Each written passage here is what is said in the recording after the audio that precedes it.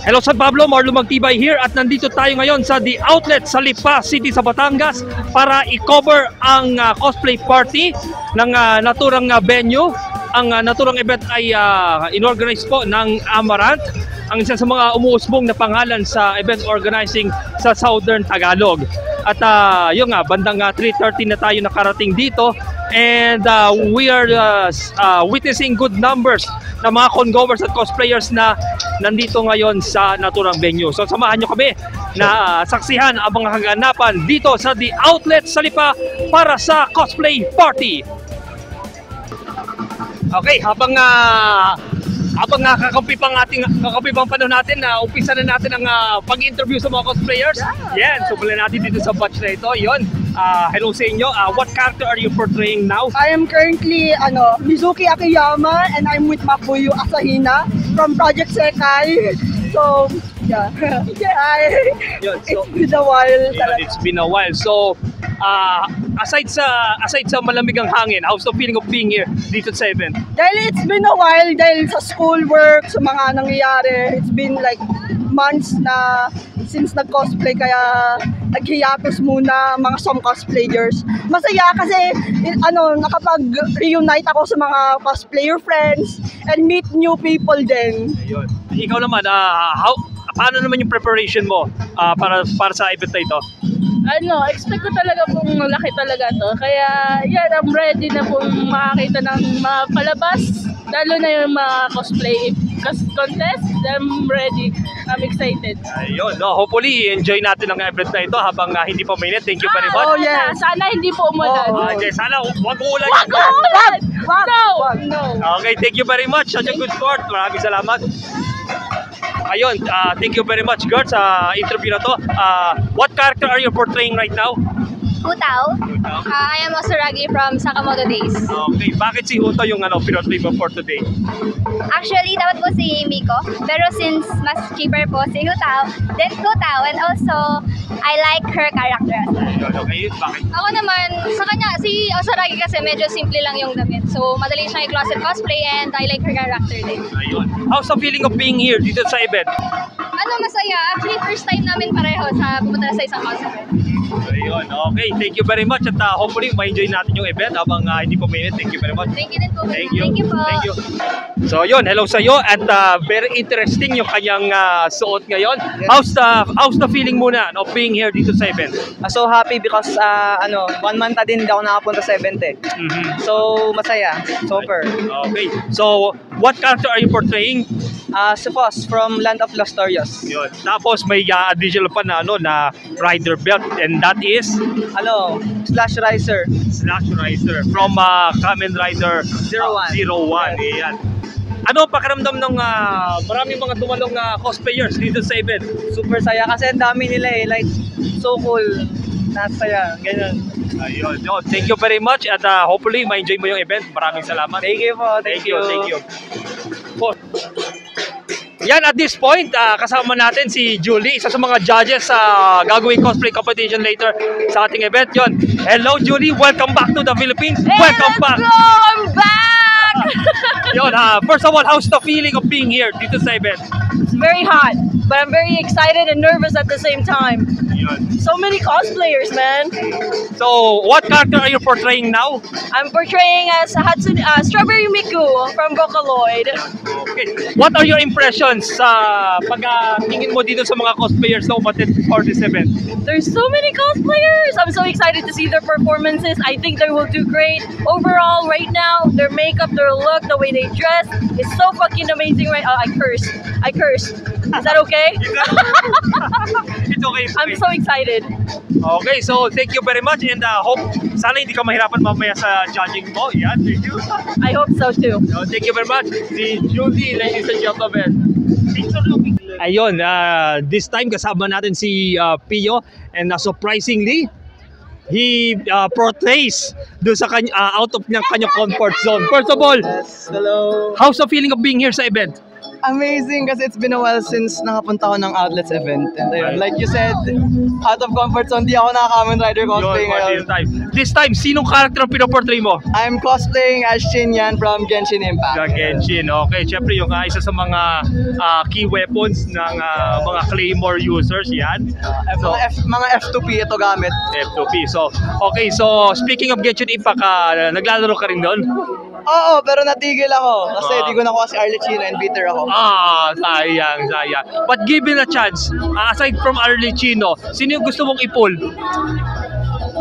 So far, wala siya lang talaga. Wala siya talaga target mo. Aabangan ko next banner nun. Next battle. Okay, so yun. Thank you very much.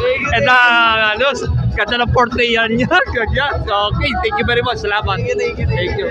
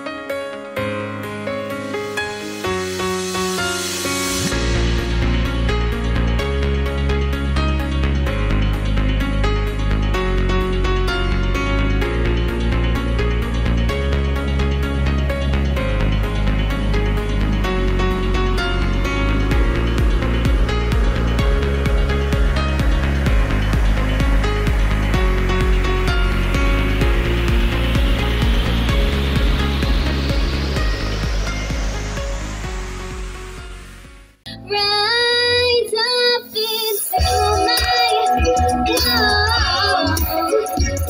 Renew your definition. So high, I show and give my declaration. No more time.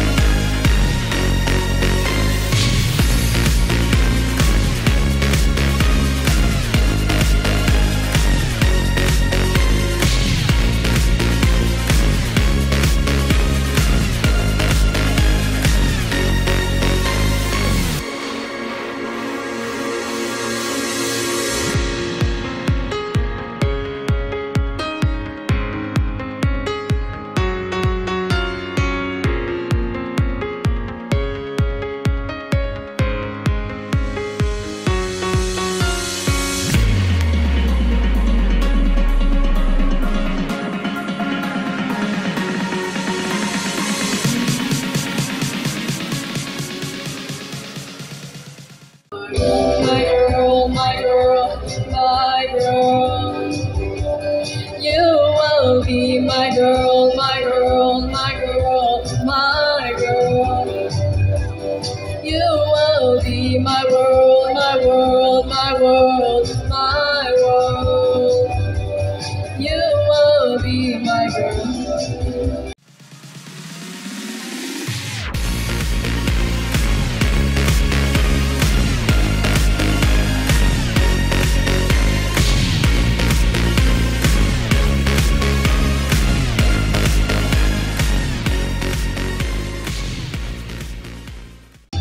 마당이 은메이난데 아둔한 스치 기가 숫자와인도 보쿠와 이미니 나미 오시미야기에로 가라 아노미 다이조보다 에도 아둔한 스치 사도의 아루미탄도 이미자 이토키에바이 없소키로 노카나 고두쿠 노카나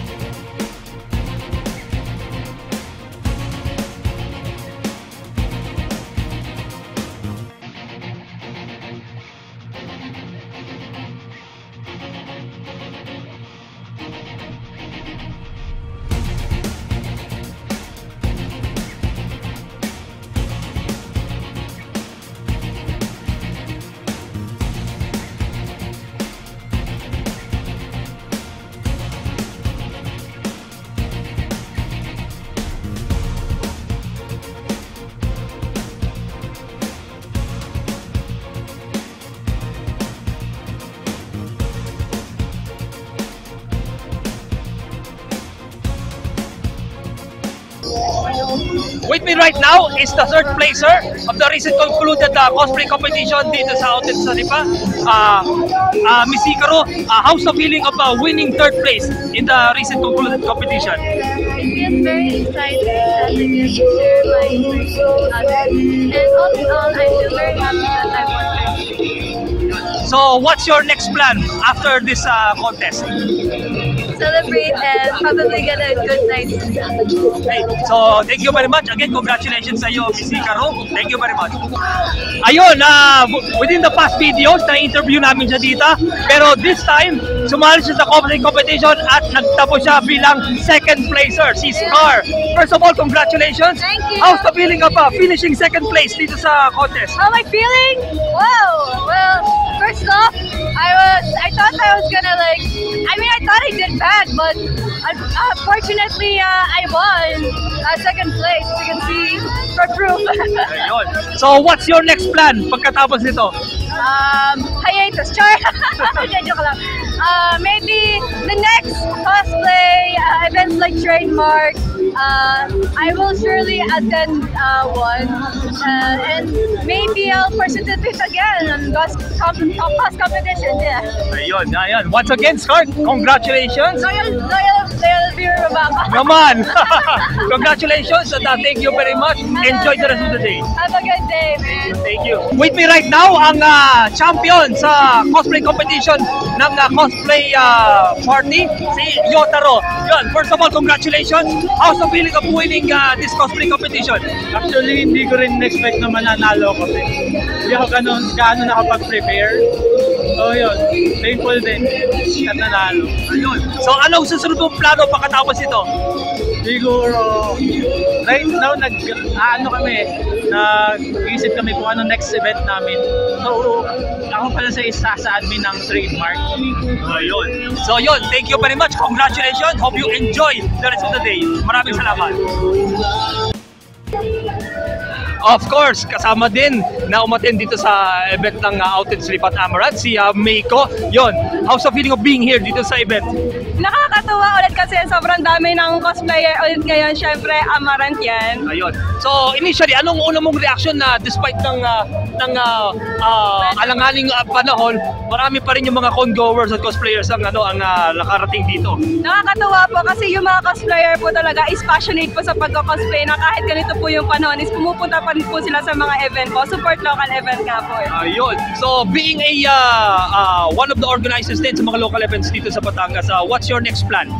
Next plan po namin is, sa ngayon po is malaba po. Syempre surprise po, pero malapit na po ang anniversary po ng Trademark, kaya abang-abang lang po sila din. Yun. Your message sa mga con-goers and cosplayers na umattend sa event? Sa mga cosplayers po na umattend sa event, syempre po, maraming salamat po kahit hindi po to aming event. Syempre po, tawag dito. Sister organization. Yes po, sister organization po halos ng Trademark ang Amaranth kasi sila po yung nagturo po sa amin kung paano po mag-organize ng event. Dapat po, tuloy lang po yung pagka-cosplay kahit po ganito po yung panahon po. Nakakatawa lang po yun. Ayun, maraming salamat at good to see you again sa event. Maraming salamat. Ayun, nagkita ulit tayo and this time, suot niya ang belt ng Oz. Yan, so sir, una sa lahat, despite ng alanganing panahon, which is somewhat good naman kahit pa man hindi mainit, ay maraming mga con-goers cosplays pa rin yung umattend. What's your initial reaction? Siyempre medyo gulat din kasi marami ding kakilala na nagdalawang isip kanina na pumunta. Pero nakita ko sila ngayon dito. Kahit medyo umuulan kanina, yun. Ayun. So, anong mensahe mo sa mga nagpunta dito sa event na ito? Siyempre, unang-una thank you kasi hindi magiging ganito kaganda yung event kung hindi rin sila umattend. And yun nga, enjoy pa rin sila hanggang ngayon. Yun. Ayun. So, what's your next plan pagkatapos ng event na ito? Saan ulit tayo maaaring magkita-kita ulit? Possible sa sunod na event ng Trademarks. Naman. Ayun. So, yun. Hopefully, magkita ulit tayo. Ayun. Maraming salamat. Enjoy the rest of the day. Thank you. Okay, at this point, kasama natin ang isa sa mga judges dito sa cosplay competition of Cosplay Party, si Saishu Lara. So, first of all, anong pakiramdam ng humarap sa inyo yung mga participants for this competition? Actually, medyo nakaka-pressure yung pagja-judge today kasi madami tayong magaling na participants. So ayun, I'm very happy to see a lot of cosplayers na sobrang energetic sa pag-perform on stage. Ayun. So, after this event, what's your next plan? Wala pa ako actually next plans na events. Siguro so far mga photoshoots na lang muna since pahinga muna. Ayun. Your message to the supporters ng Amaranth at maging sa mga con-governors at cosplayers na umattend. Ayan po, so thank you so much po for attending our event. Hopefully po nag-enjoy kayo lahat. And hopefully you're looking forward for more Amaranth events in the future. Ayun. Thank you very much and I hope you enjoy the rest of the day. Maraming salamat. With me right now is one of the judges sa ating cosplay competition sa Cosplay Parade. So, hello po. At how's the feeling of being a judge dito sa cosplay competition? Medyo nakaka-stress kasi medyo nahirapan kami sa pag-score ngayon dahil naman lahat ng contestants ginawa nila kanilang best. Ayun. What's your reaction sa dami ng mga con-governors and cosplayers na umattend sa event na ito? Actually, gulat nga din ako. Sobrang dami umattend ngayon. And I'm also happy kasi ang dami kong katulad na mahilig sa anime and cosplay. Like before, sobrang konti. Ngayon, ang dami ko na pwede maging mood, maging friend. Ayun, what's your message to sa lahat ng mga umattend dito sa event na ito? Have fun, minasan. Ayun, thank you very much and hope you enjoy the rest of the day. Maraming salamat. Thank you. Okay, we're back here again with Julie Sama, one of the judges sa ating cosplay competition. Yan, Julie, how's the feeling of judging cosplay participants here on sa ating event? It was very stressful. Everyone was doing a really good job and I didn't know if I'm giving too much score or less than a score. I don't know how to rate them, so I just rate them based on how I like it. So I think it went well. Everyone did really great. Oh my gosh. Okay. Without disclosing your judging preferences, what are the factors na iyong nakita upon selecting the winners? One of the winners was Dabi. What I liked about what he did was he was maintaining eye contact with me and the audience. He was very confident even though na hindi, like, nagkakagulo-gulo na yung mga props niya, patuloy pa rin siya nagpa-perform. And talagang inaakop, ano yung tawag doon? Like, sinasakop niya yung stage. Inaari. Inaari niya yung stage. He owns the stage. Yeah, he was owning the stage. He was owning us. Like, he was literally the character. That's why I really liked his performance. Yun. So, your message to your followers, supporters, your moods, and and everyone who attended the event. Thank you so much for all the love and support you guys have been throwing at me. I'm very overwhelmed right now, and the community is really, really sweet and very young. Thank you very much. I'm so old. Oh, me too. And one more thing. Have you heard the clamor about the costume ng mga matatanda? Ah, yes, I'm part of that. Yes, Let's go, Thunders. Come on. Do you think against all odds? Do you think there's a possibility na magkaroon ng event or Yes. or convention sa mga tulad natin? Sa mga tulad natin, mga ugod-ugod na. Yes, 100%. Abangan ko yan. Uuwi ako sa Dubai para dyan. Yun, okay. Looking forward to that. So, mga tito, mga tita, yun. Mga Thunders. Mga Thunders, it's our time to shine. Ayun. Thank you very much, Julie. Nice to see you again. So, yeah, thank you. At yan ang naging kaganapan dito sa The Outlet sa Lipa City sa Batangas para sa cosplay party ng Amaranth.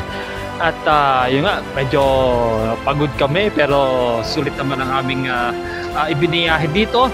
At mabuti nila mga kahit paano kumampi pa rin sa atin ang panahon. Madagim lang pero hindi po sa puntong umulan po dito sa naturang venue. At this point, maraming salamat sa Amaranth sa pagbibigay ng pagkakataon sa amin na ma-cover at ma-vlog ang naturang event na ito. And hopefully sa mga susunod na pagkakataon sa mga events dyan sa Lipa location dito sa Batangas ay muli tayong magkakasama at i-cover natin ang mga event yan dito sa Batangas Province. And with that, maraming pong salamat sa inyong panonood. Mag-subscribe lamang po kayo sa Anime Kabayan YouTube channel. Like and share, ring the bell also. Hanggang sa susunod po nating pagkikita mula dito sa The Outlet sa Lipa, Batangas Province. Ako po, si Marlo Magtibay, laging out. Maraming pong salamat sa pagsama nyo sa amin.